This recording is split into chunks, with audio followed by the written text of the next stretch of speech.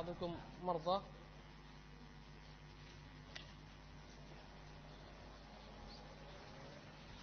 حول ولا بسم الله الرحمن الرحيم الحمد لله رب العالمين إياه نعبد وإياه نستعين ونصلي ونسلم على عبده ورسوله محمد وعلى آله وأصحابه أجمعين أما بعد قال المصنف رحمه الله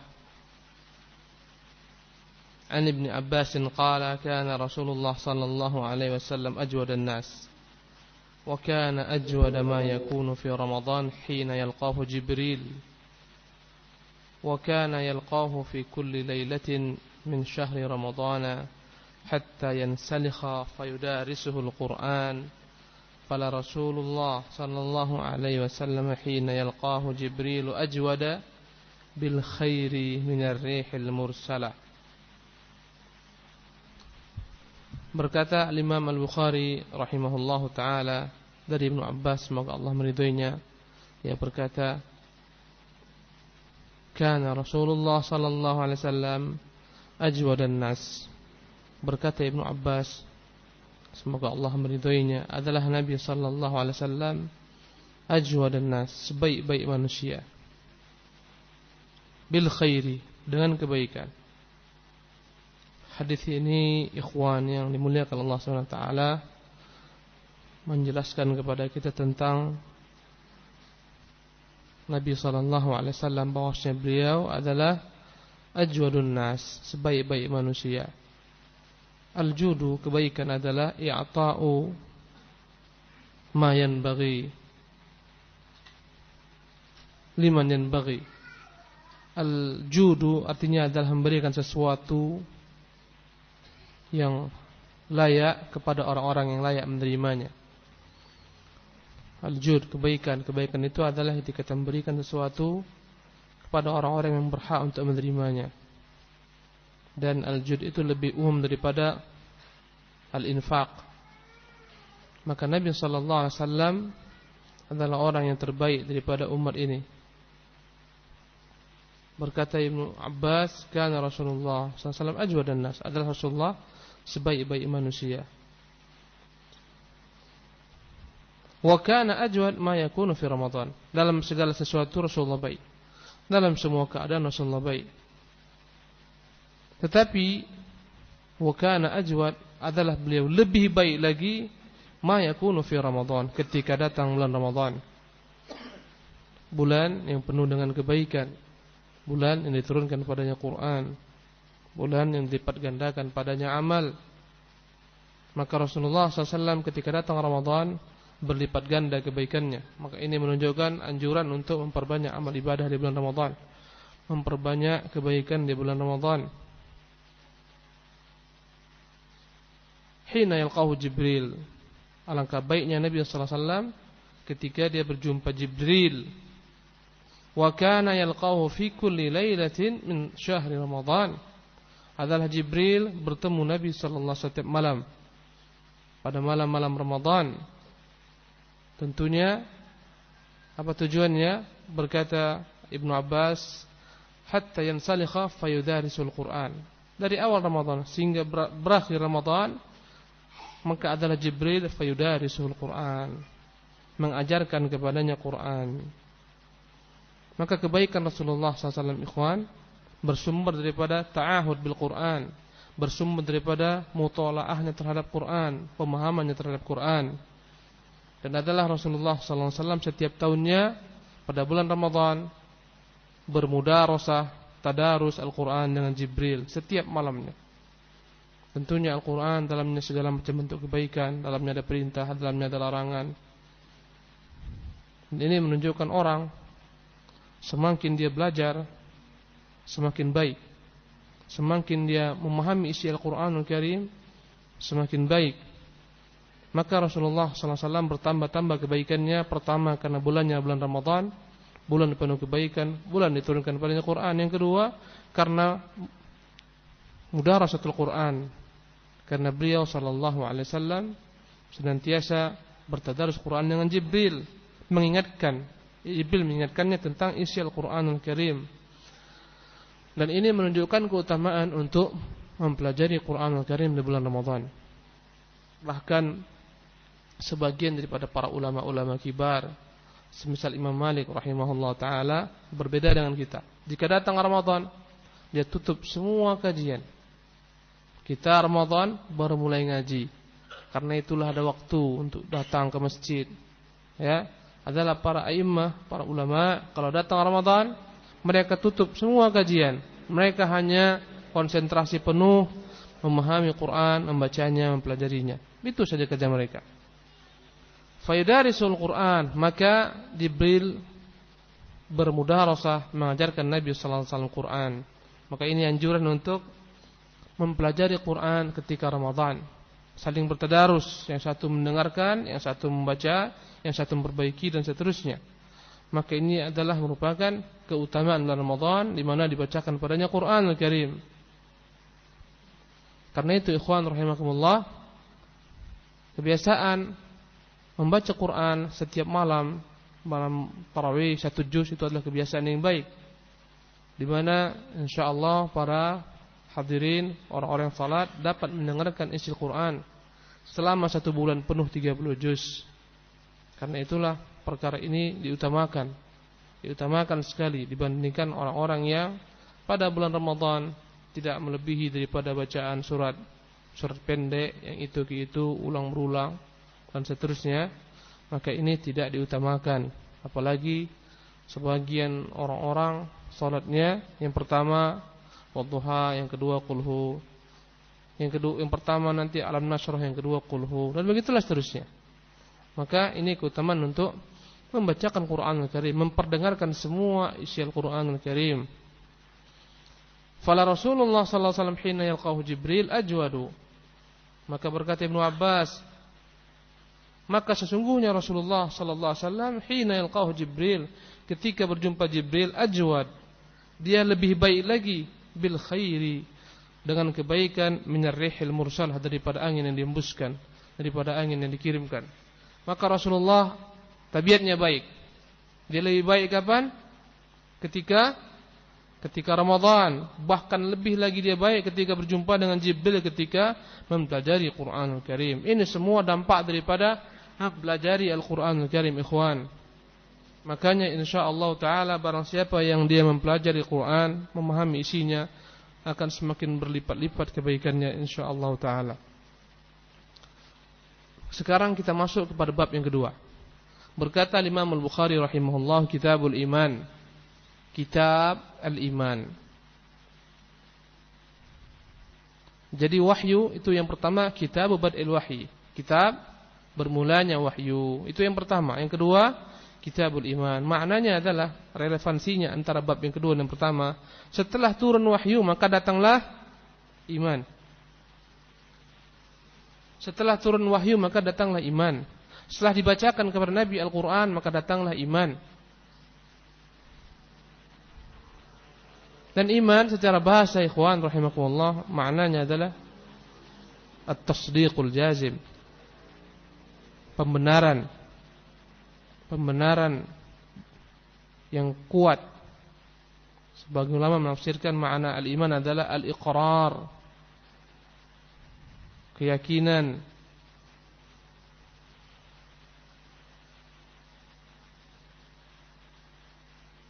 Adapun iman menurut ulama-ulama Ahlus Sunnah wal Jamaah adalah qaulun bil lisan wa amalun bil arkan wa i'tiqadun bil janan.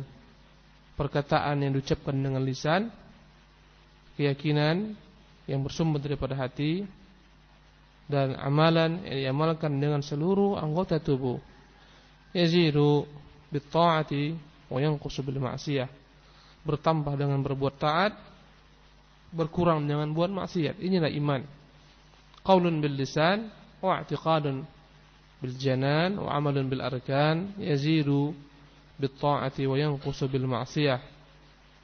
Perkataan yang diucapkan dengan lisan, maka tidak sah keimanan seorang yang tidak mengucapkan syahadat.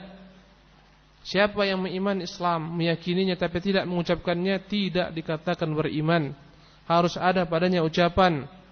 Karena itulah Abu Talib digolongkan ke dalam orang-orang kafir karena tidak mengucapkan kalimat iman.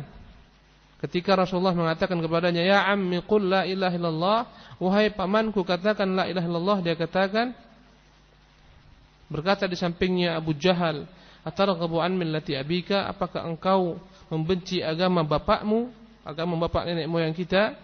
Maka Abu Talib tidak mengucapkannya. Ini menunjukkan di antara syarat iman harus mengucapkan dengan lisan, mengikrarkan kalimat syahadatain, asyhadu an la ilaha illallah wa asyhadu anna Muhammadan Rasulullah. Maka harus ada ucapan qaulun bil lisan, ucapan dengan lisan. Apakah cukup dengan perkataan? Tidak cukup. Kalau cukup dengan perkataan saja, maka akan masuk Islamlah, berimanlah orang-orang munafik. Karena orang-orang munafik mengatakan kalimat yang sama dengan diucapkan oleh kaum muslimin. Maka harus ada yang kedua, wa'tiqadun bil janan, keyakinan yang terhujam dalam hati. Ini yang membedakan antara orang-orang beriman dengan orang-orang munafik. Bahwasanya orang-orang beriman, ucapan dia diucapkan dengan lisannya, diyakini dalam hatinya. Adapun orang munafik, apa-apa yang diucapkan dengan lisannya tidak diiringi dengan keyakinan dalam hati. Maka mereka dalam keraguan-raguan. Maka ikhwan rahimakumullah, tidak cukup hanya ucapan, harus ada keyakinan dalam hati, pembenaran dalam hati, iqrar, pengakuan dalam hati. Ini yang membedakan antara orang-orang beriman dengan orang-orang munafik. Tayyib. Qaulun wa i'tiqadun, yang ketiga amalun bil arkan, mengamalkan konsekuensi iman dengan seluruh anggota tubuhnya, lisannya dan seterusnya, mengamalkan. Apakah cukup orang mengatakan saya telah mengucapkan kalimat iman dan saya telah meyakini dalam hati saya? Apakah cukup? Tidak. Andai kata demikian, ya, maka andai kata cukup iman dengan perkataan dan dengan i'tiqad, keyakinan saja, maka akan benarlah imannya orang-orang Murji'ah yang mengatakan kalau sudah beriman dengan hati, diucapkan dengan lisan, maka sempurnalah iman, tidak lagi berbahaya seorang melaksanakan perbuatan-perbuatan dosa besar, karena perbuatan bukan bagian daripada iman. Ini ucapan ghulatu al-Murji'ah. Kaum Murji'ah yang menyimpang mengatakan kalau orang sudah beriman, enggak berbahaya berbuat maksiat. Dia berzina, enggak apa-apa, akan dihapuskan dengan iman. Andai kata dia minum khamar, selama beriman, dihapuskan dengan iman, enggak berbahaya. Allah musta'an. Ini ucapan ghulatul Murji'ah. Bahkan lebih daripada itu mereka mengatakan la yanfa'u ma'ahu ta'ah, enggak bermanfaat baginya perbuatan taat.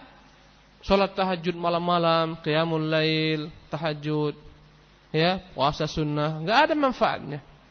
Kenapa? Karena amalan bukan bagian daripada iman. Maka Ahlussunnah wal Jamaah mereka menggabungkan dalam iman perkataan, keyakinan dan perbuatan. Makanya ikhwan rahimakumullah, di antara yang telah kita jelaskan kepada antum hadis yang pertama, innamal a'malu binniyat, sesungguhnya amal itu dengan niat. Berkata para ulama semisal Imam Syafi'i rahimahullah dan lain-lainnya, huwa thulutsuddin. Hadis ini sepertiga agama. Kenapa sepertiga agama? Mereka mengatakan agama dibagi tiga. Ada yang kembali kepada amalan hati, itulah dia niat, dan itu sepertiga daripada agama. Ada yang kembali kepada perkataan lisan, dan ada yang berkaitan dengan amalan anggota tubuh. Maka itulah dia seluruhnya Islam. Islam amalan-amalan hati, atau amalan perkataan, ataupun amalan anggota tubuh. Jadi ikhwan rahimakumullah, iman menurut Ahlussunnah wal Jamaah, siapa yang bisa? Ferry? Mahwa? Kasih mikrofonnya. Taib. Mahwal iman. Bismillah. Al-imanu qaulun bil lisan wa i'tiqadu bil janan wa amalun bil arkan, yazidu bi ta'ah wa yankus bil maksiyah. Ahsant. Iman qaulun bil lisan, perkataan dengan lisan. Wa i'tiqadun bil janan, keyakinan di dalam hati. Wa amalun bil arkan, yang diamalkan dengan seluruh anggotanya. Dan ciri-cirinya adalah yazidu bit ta'ati wa yanqusu bil ma'siyah, yang mana dia akan bertambah-tambah ketika ada ketaatan, yang mana dia akan berkurang ketika ada kemaksiatan. Dan inilah dia al-iman menurut konsep Ahlus Sunnah wal Jamaah. Tentunya ya, hal ini diselisih oleh Ahlul Bid'ah, semisal kaum Khawarij dan Murji'ah. Dalam perkara iman menyimpang, ya ikhwan, dua kubu yang bertentangan. Yang pertama Khawarij, yang kedua Mu'tazilah. Dan tentunya yang ketiga orang-orang Murji'ah. Ini kubu-kubu yang menyimpang dalam konsep iman. Orang Khawarij mengatakan al-imanu syai'un wahid. Iman itu satu, tidak bertambah dan tidak berkurang. Ya, in thabatal ba'du thabatal kull. Menurut kaum Khawarij, iman itu jika dia ada, maka ada sepenuhnya. Ya, andai kata dia hilang, maka hilang sepenuhnya. Itu menurut siapa? Kaum Khawarij. Konsekuensinya ikhwan, kata mereka, semua amalan-amalan ya dalam Islam itu iman. Andai kata terluput satu amalan saja atau dikerjakan satu larangan saja, maka imannya semuanya gugur. Dengan itulah mereka mengkafirkan pelaku-pelaku dosa besar. Ini kaum Khawarij.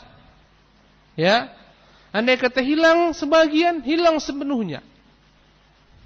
Andai kata ada, maka ada sepenuhnya. Dia tidak menerima bagian. Kata mereka, al-imanu la yatajazza. Iman tidak berbagi-bagi. Tidak ada namanya iman yang rendah, lebih tinggi. Enggak, iman satu, paralel. Andai kata hilang semua. Andai kata tetap sempurna semua. Ini kaum Khawarij. Ya, maka mereka, kaum Khawarij menganggap apapun bentuk perbuatan dosa-dosa besar itu adalah bukti yang membuktikan bahwasanya imannya telah gugur semua. Karena itulah mereka mengkafirkan pelaku dosa besar. Ini kaum Khawarij. Ya, berhukum dengan selain Allah SWT kafir, berdusta kafir, berzina kafir, minum khamar kafir. Kenapa demikian? Karena kata mereka iman itu tidak berbagi-bagi. Andai kata satu perkara diperbuat daripada kemaksiatan, itu menunjukkan imannya telah tercabut. Subhanallah. Mereka menganggap semua perbuatan-perbuatan taat itu adalah iman. Jika ditinggalkan, maka dia telah gugurlah imannya. Kaum Khawarij. Kemudian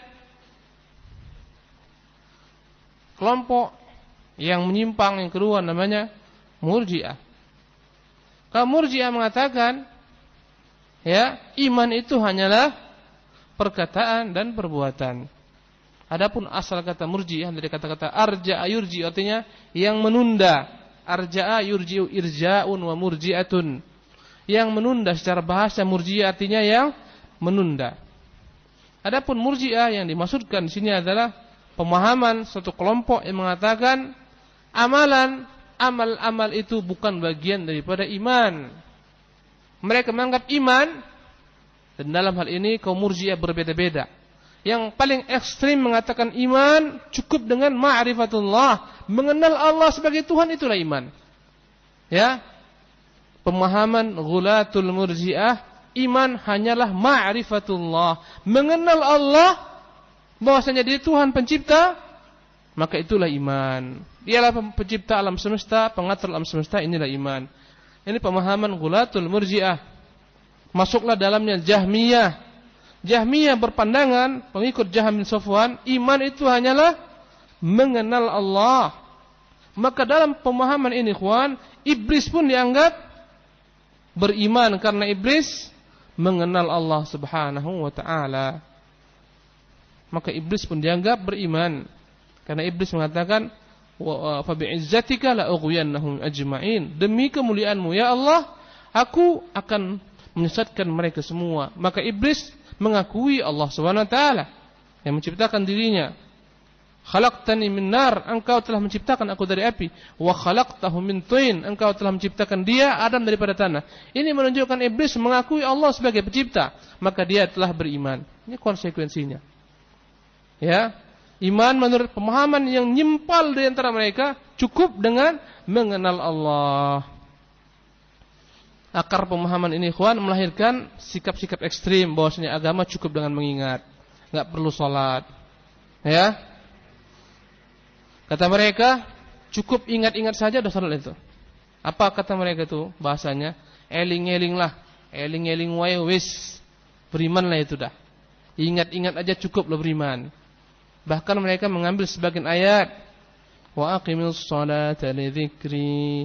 Tegakkanlah salat untuk mengingatku. Tujuan salat untuk mengingat. Andai kata tercapai dengan mengingat, itulah dia salat. Makanya mereka malas salat. Ya. Ada yang mengatakan, orang-orang Murji'ah mengatakan al-imanu, ya, iman itu adalah qaulun wa i'tiqad, perkataan dan keyakinan saja. Maka seorang dikatakan beriman jika telah mengucapkan kemudian meyakini dalam hatinya. Ini ungkapan Murji'ah. Bagaimana dengan amalan? Amal tidak masuk ke dalam bagian iman. Bahkan amal tidak ada kaitannya dengan iman sama sekali.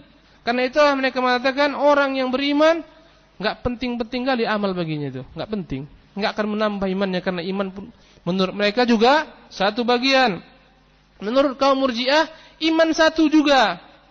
Bedanya dengan kaum Khawarij, menurut kaum Murji'ah iman ini tidak akan bertambah dan tidak berkurang. Selama dia telah mengatakan dan telah meyakini, maka sempurna antara iman seorang yang berbuat ketaatan dengan seorang yang berbuat maksiat, sama kata mereka. Ya. Menurut kaum Khawarij iman itu satu, menurut kaum Khawarij satu, tetapi dia menurut Khawarij jika ada sepenuhnya, jika gugur sepenuhnya. Itu menurut kaum Khawarij.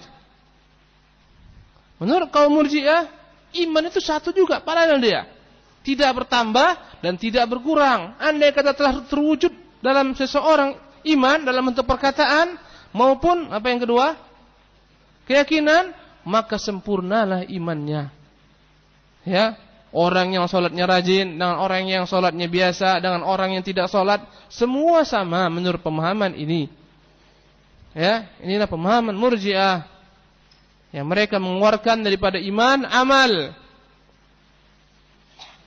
Dan ini adalah merupakan pemahaman yang juga dipahami oleh sebagian daripada kaum fuqaha, ahli fikih. Mereka mengatakan iman hanyalah perkataan dan perbuatan. Adapun amal, kata kaum Murji'atul fuqaha, kaum Murji'ah daripada ahli fikih yang dinisbatkan kepada al-Imam Abu Hanifah rahimahullahu taala, mereka mengatakan amal adalah thamratul iman, buah daripada iman, yang tidak ada sama sekali yang tidak ada sama sekali kaitan dengan iman, dia hanyalah merupakan buah. Buah daripada iman adalah amal. Ini pemahaman pun dianggap keliru oleh para ulama Ahlus Sunnah. Mereka mengatakan berbeda dalam pandangan Murji'ah, berbeda antara orang yang sholatnya banyak dan orang yang sholatnya biasa, orang yang puasanya banyak dan orang yang puasanya biasa. Tapi menurut mereka amalan yang banyak ini adalah merupakan buah saja daripada iman, bukan bagian daripada iman. Artinya kalaupun tidak dikerjakan tetap dianggap beriman. Ini bedanya, ikhwan. Mereka disebut dengan nama apa? Murji'atul fuqaha. Murji'atul fuqaha. Tentunya mereka beda dengan kaum Murji'ah, ya, yang menyempal, yang mengatakan iman, kalau orang telah beriman tidak berguna baginya amal, tidak berbahaya baginya maksiat. Maka menurut Murji'atul fuqaha berbeda tentunya, berbahaya. Ya, yang tidak beramal berbahaya. Yang banyak amalannya bertambah imannya, tapi itu adalah merupakan buah daripada iman. Pemahaman ini, ikhwan, tetap dianggap salah oleh para ulama, tetap dianggap menyimpang daripada pemahaman Ahlus Sunnah Jamaah. Maka Ahlus Sunnah wal Jamaah menetapkan iman harus ada padanya perbuatan. Karena itulah ikhwan rahimakumullah, dalam buku-buku ulama seperti Ushulus Sunnah, Syarhus Sunnah, karang Imam Barbahari, karang Imam Ahmad bin Hanbal, mereka semua mengatakan i'tiqad mereka al-imanu qaulun wa amal. Iman itu adalah perkataan dan perbuatan. Dan perkataan dibagi dua. Ya. Perkataan lisan, perkataan hati. Dalam sebagian definisi ikhwan, ulama Nusantara mengatakan al-imanu qaulun wa amalun. Perkataan dan amalan. Seolah-olah di sini ikhwan enggak ada i'tiqad, enggak ada keyakinan. Ya.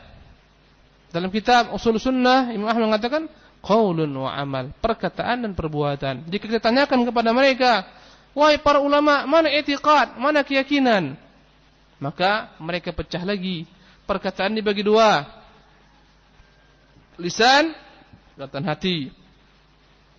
Amalan dibagi tiga. Amalan, lisan. Itulah di perkataan.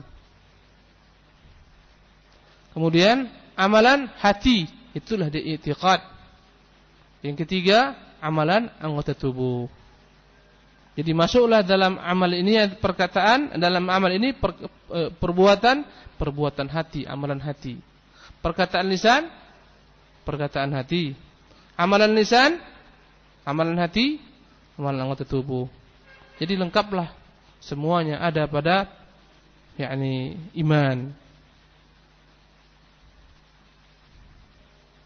Jadi saya tanya kepada antum, sebagian ulama-ulama menyebut seperti Imam Barbahari, Al-Imam Ahmad, dia mendefinisikan al-imanu qaulun wa amal. Iman adalah perkataan dan perbuatan. Timbul pertanyaan, mana bagian iman yang ketiga berupa keyakinan? Apa jawabannya? Siapa yang bisa jawab? Pak Iwan? Ahsant. Masuk ke dalam amal itu perbuatan hati. Al-amalul qulub, perbuatan hati berupa pembenaran kalimat syahadat, berupa tawakal, berupa bergantung, berupa takut, cinta, ini semuanya amalan hati. Maka dia i'tiqad masuk ke dalam amalan, karena amalan terbagi menjadi tiga: lisan, hati, dan anggota tubuh. Nah, kita baca hadis. Babu qaulin Nabi sallallahu alaihi wasallam bunyal Islamu ala khamsin. Bab perkataan Nabi sallallahu alaihi wasallam dibangun Islam di atas 5 perkara. Wa huwa qaulun wa fi'lun. Lihat kata Imam Bukhari, wa huwa qaulun wa fi'lun. Iman itu perkataan dan perbuatan. Mana i'tiqad? Ayo, Syekh Ibrahim. Berkata Imam Bukhari, al-imanu qaulun wa amal. Iman perkataan dan perbuatan. Mana i'tiqad? Ahsan, mumtaz. Masuk ke dalam amalan hati.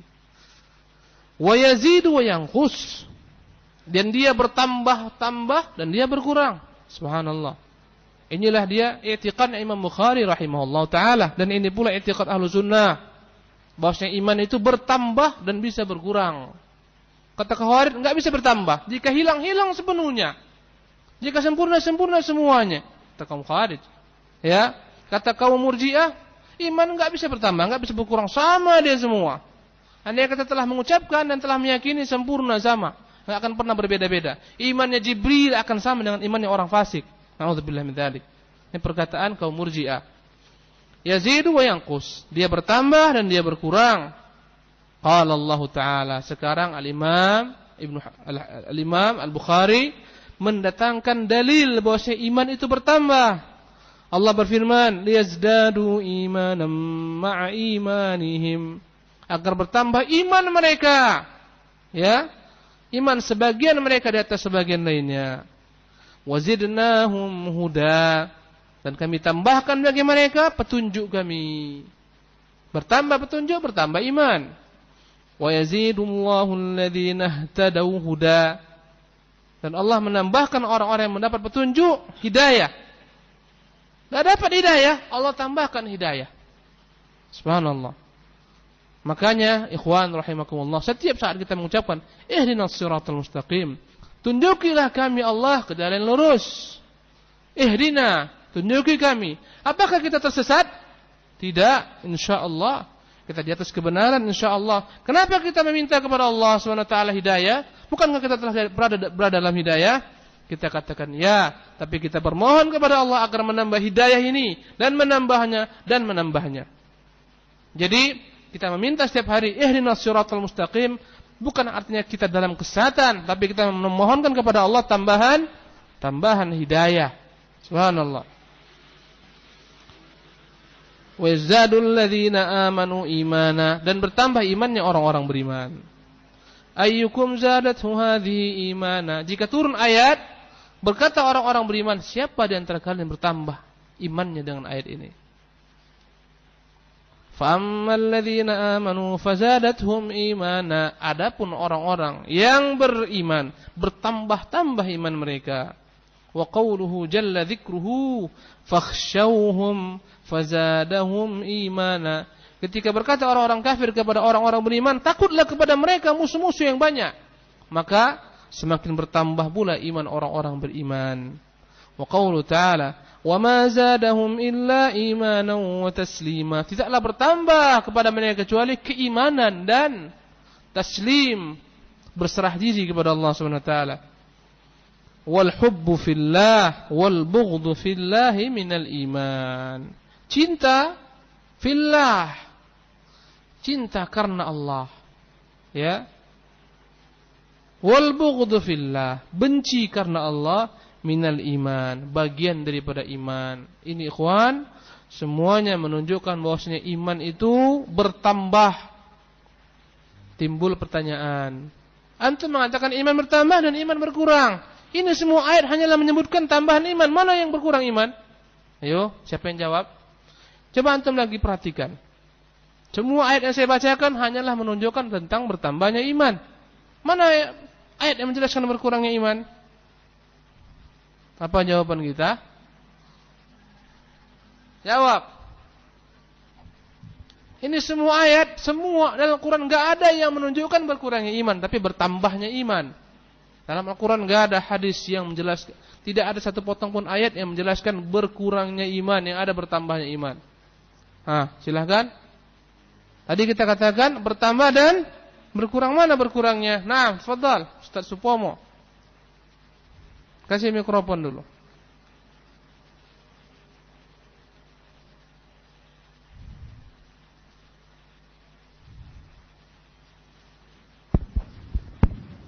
Sesuatu yang bertambah pasti berkurang. Ahsant, lawazim, konsekuensi bertambah berarti dia juga dapat berkurang. Sesuatu yang bertambah berarti dia juga dapat berkurang.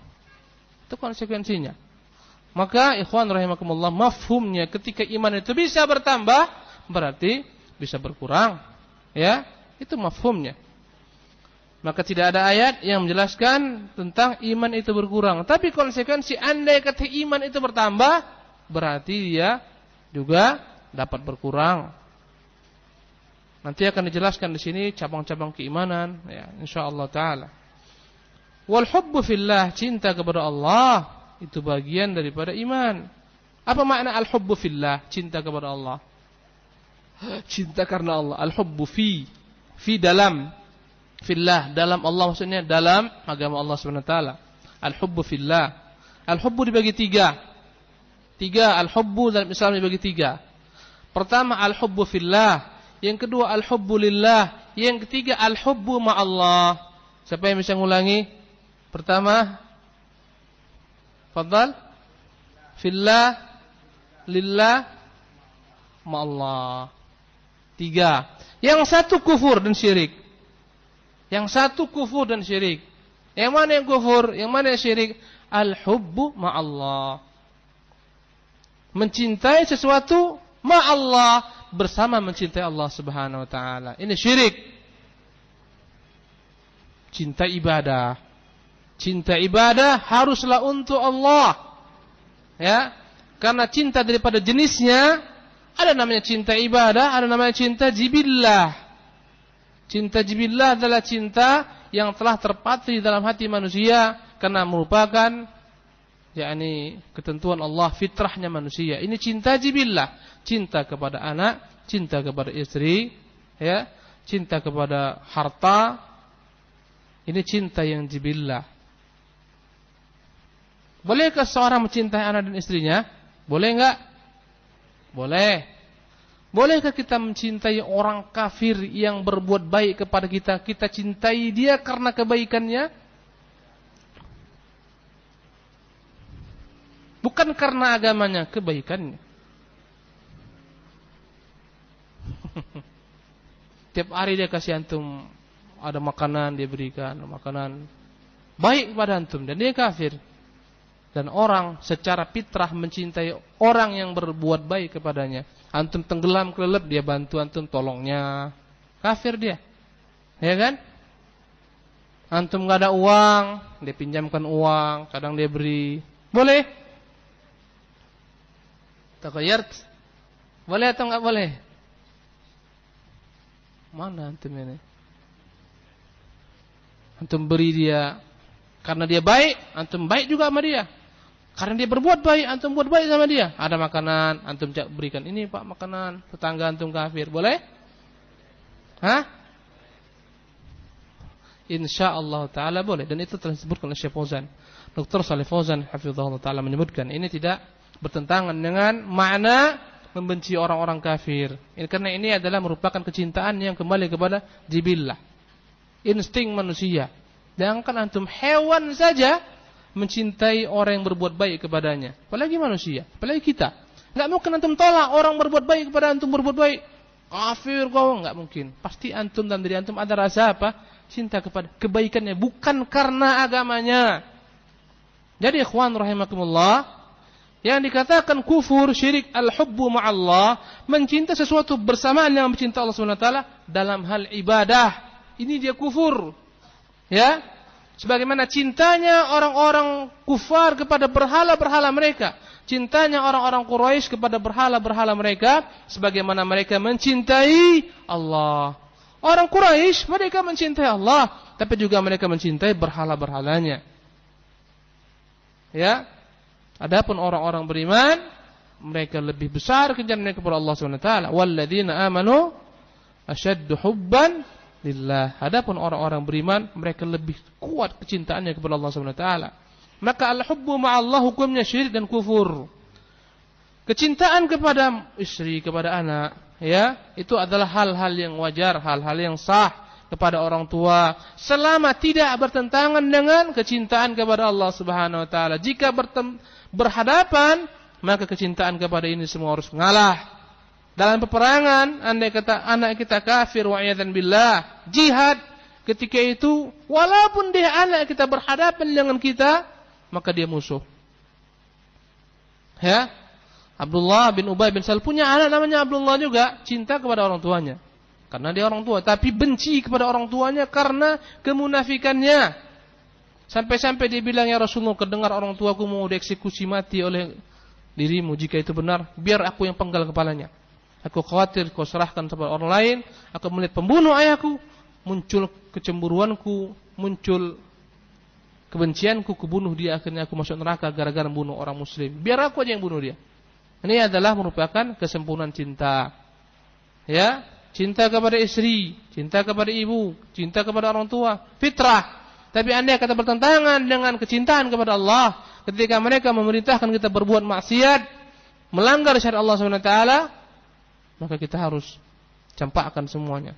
Jika istri menyuruh kita, bang, korupsi aja lah bang, itu orang-orang kaya, gimana abang manajer masak mobilnya buruk, udahlah pandi-pandi abang gimana ngatur supaya kita bisa agak enak dikit.